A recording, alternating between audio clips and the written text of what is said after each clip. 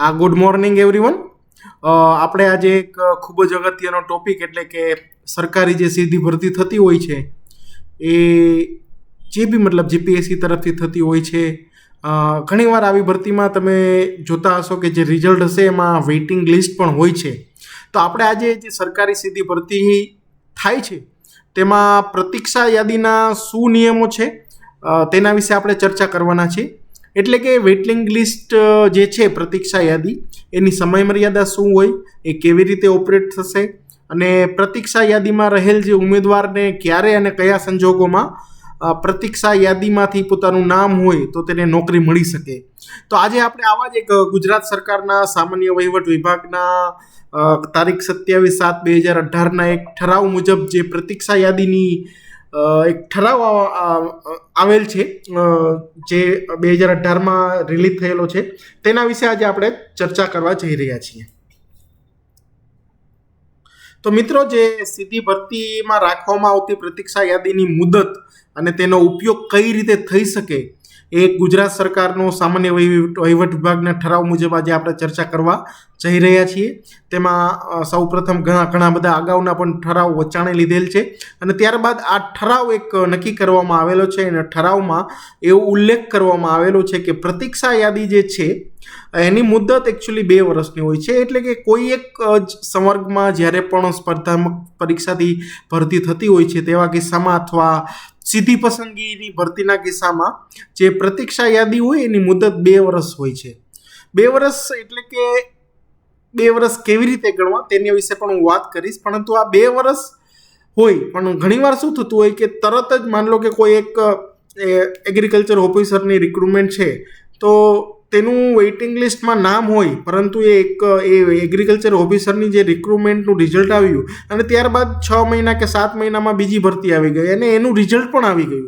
એટલે કે અહીં એ જ ઉલ્લેખ કરી રહ્યો છે કે આની મુદત જનરલી 2 વર્ષ હોય, પરંતુ તે પછી માન લો કે કોઈ રિક્રુટમેન્ટ થયું હોય અને એનું રિઝલ્ટ આવી ગયું હોય, બરોબર, રિઝલ્ટ આવી ગયું હોય ત્યાં સુધી એટલે રિઝલ્ટના આગલા દિવસ સુધી આ અમલમાં રહેશે.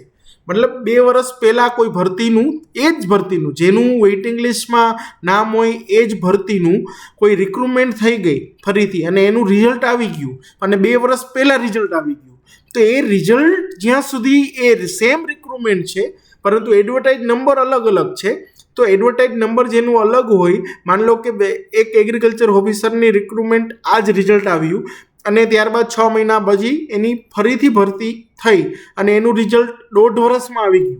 મતલબ જે પહેલું રિઝલ્ટ આવ્યું અને જે બીજું રિઝલ્ટ આવ્યું એના વચ્ચેનો 1.5 વર્ષનો સમયગાળો હતો.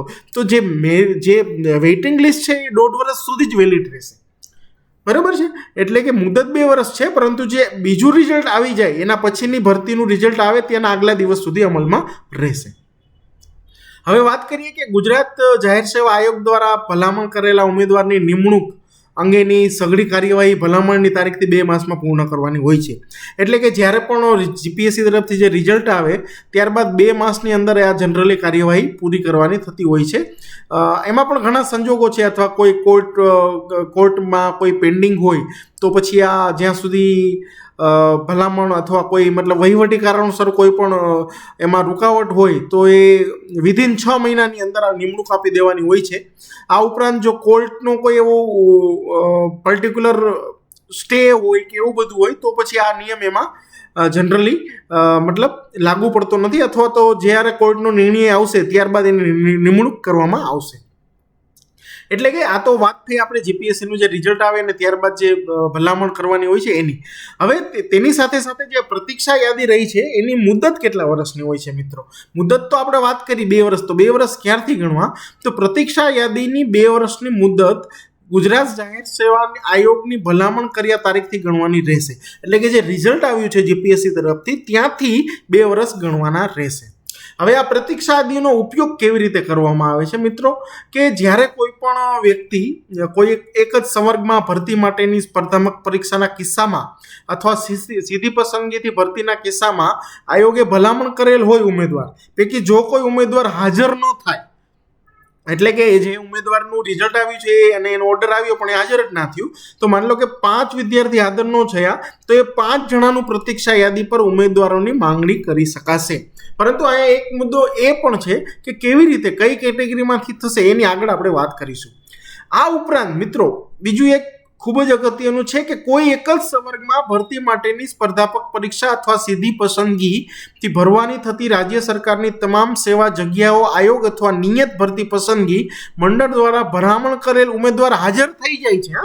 યાદ રાખજો, ઉમેદવાર એકવાર હાજર થયા જાય છે, ત્યારબાદ હાજર થયા બાદ 1 વર્ષમાં જો એ રાજીનામું આપીને અથવા અવસાન કે અન્ય કારણોસર નોકરી છોડી જાય અથવા અન્ય કારણસર ફરજમુક્ત થાય, તો એ જે જગ્યા ખાલી પડી છે એ જગ્યા પ્રતીક્ષા યાદીમાં રહેલ ઉમેદવારોથી ભરી શકાશે. મતલબ એકવાર ઉમેદવાર હાજર થઈ ગયો ત્યારબાદ 1 વર્ષની અંદર એ રાજીનામું આપીને છોડી જાય છે અથવા કોઈ અન્ય કારણસર છોડી જાય છે, તો એ છોડેલી જગ્યા ઉપર જે પ્રતીક્ષા યાદીમાં ઉમેદવાર છે તેનાથી ભરવામાં આવશે. એ ખૂબ જ અગત્યનો પોઈન્ટ છે મિત્રો. ઘણા બધા વિદ્યાર્થી મિત્રોને જે તૈયારી કરતા એને ખબર ના હોય, તો આજે આપણે ખાસ વિડીયો એના માટે જ બનાવેલો છે. અને આ વિડીયો તમને જો પસંદ આવતો હોય તો આ વિડીયોને વધુમાં વધુ તમારા મિત્રો સર્કલ વચ્ચે શેર કરજો, લાઇક કરજો, અમારી ચેનલને નહીં સબસ્ક્રાઈબ કરજો. હવે મિત્રો પ્રતીક્ષા યાદીમાં કેટલા ઉમેદવાર રહી શકે? તો પ્રતીક્ષા યાદીનું જે કદ હોય ને, તો એ જે ટોટલ જગ્યા હોય ને એના 20% હોય. માની લો કે 100 જગ્યા હોય તો 20% એટલે કે 20 જણા પ્રતીક્ષા યાદીમાં રહે. હવે માની લો કે ઘણીવાર કેવું ઓછી જગ્યા હોય, માની લો કે કેટેગરી વાઇઝની વાત કરીએ, આમાં શું છે કે જે પ્રતીક્ષા યાદી થશે એ જનરલની પ્રતીક્ષા યાદી અલગ થશે, ઓબીસીની પ્રતીક્ષા યાદી અલગ થશે, એસસી એસટી અને ઈડબ્લ્યુએસની પ્રતીક્ષા યાદી અલગ થશે. એટલે કે કેટેગરી વાઇઝ થશે. એટલે કે જો જાહેરાતમાં કેટેગરી વાઇઝ 1 થી 10 જગ્યા હોય તો કેટેગરી વાઇઝ ઓછામાં ઓછા 2 ઉમેદવારની પ્રતીક્ષા યાદી અવશ્ય બનાવે. એટલે કે માની લો કે 10 જગ્યા જનરલની છે, બરાબર, તો તેમાં 2 જણા વેઇટિંગમાં રહેશે. ત્યારબાદ માની લો કે 5 જગ્યા ઓબીસીની છે, તો તેમાં 2 જણા અવશ્ય એમાં પ્રતીક્ષા યાદીમાં રહેશે. અને ઘણીવાર કેવું થતું હોય કે 10 થી વધુની જગ્યા છે, 10 થી વધુ, એમાં 20% વાળો નિયમ લાગુ પડશે. 1 થી 10 માં જગ્યામાં 2 ઉમેદવારોને પ્રતીક્ષા યાદીમાં રાખવામાં આવશે, એ નિયમ લાગુ પડશે. અને ઘણીવાર કેવું થતું હોય અપૂર્ણાંકમાં આવતી હોય, માની લો કે 12 જગ્યા છે તો એના 20% પ્રમાણે 2.4 થાય, તો અહીંયા અપૂર્ણાંક છે સંખ્યા, એટલે અહીંયા 3 ઉમેદવારોની પ્રતીક્ષા યાદી બનાવવાની રહેશે. ત્યારબાદ આ અગત્યનો પોઈન્ટ છે, જે 6 નંબરનો પોઈન્ટ છે કે ભાઈ પસંદગીની યાદીના ઉમેદવારને જ્યારે નિમણૂક આપવામાં આવે અને જો તે હાજર ન થાય, પહેલી વસ્તુ, અથવા 1 વર્ષમાં રાજીનામું આપીને અથવા અવસાન કે અન્ય કારણસર નોકરી છોડી દે અથવા અન્ય કારણસર ફરજમુક્ત થાય, તો તે જે જગ્યાઓ ખાલી પડે તે જે કેટેગરીની હોય, હા યાદ રાખજો મિત્રો, તે જે કેટેગરીની હોય તે જ કેટેગરી માટેની પ્રતીક્ષા યાદોમાંથી ઉમેદવારોના નામો મેળવવાની નિમણૂક કરવાની રહેશે.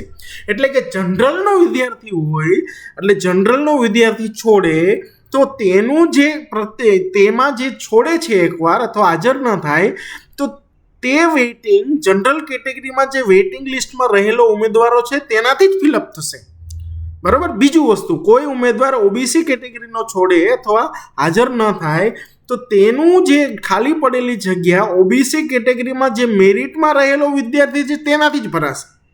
એટલે જે કેટેગરીનો વિદ્યાર્થી છોડે એ કેટેગરીની વેઇટિંગ લિસ્ટમાંથી એ જગ્યા ભરાશે.